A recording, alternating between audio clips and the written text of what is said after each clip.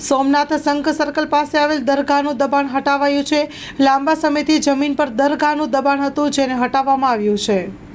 સોમનાથ જતા સંઘ સર્કલ પાસે બાયપાસ જે બન્યો છે એમાં નિઝામુદ્દીન બાબાની જે જૂની મજાર અને દરગાહ હતી અને એનું સંપાદન થઈ ગયું હોય અને રોડ બનવા માટે આના કારણે કામ અટકી ગયું હોય તો એક આ બહુ ઘણો વર્ષો જૂનો પ્રશ્ન હતો।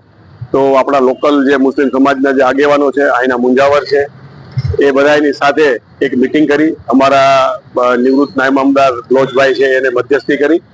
અને ખૂબ સારા વાતાવરણમાં શાંતિથી સ્વેચ્છાએ આજે સમાજે આ જગ્યા છે એ પોતાની રીતે જ ખાલી કરી આપેલ છે અને પોતાની રીતે જ છે એ જે બાંધકામ છે એ દૂર કરેલ છે, એ ખરેખર બિરદાવવા લાયક છે।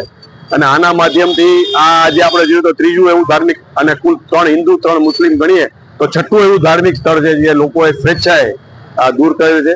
જ્યાં જ્યાં પણ આવા હશે ધાર્મિક દબાણો, પછી એ હિન્દુ ના હોય કે મુસ્લિમ ના હોય, અમે આ રીતે જ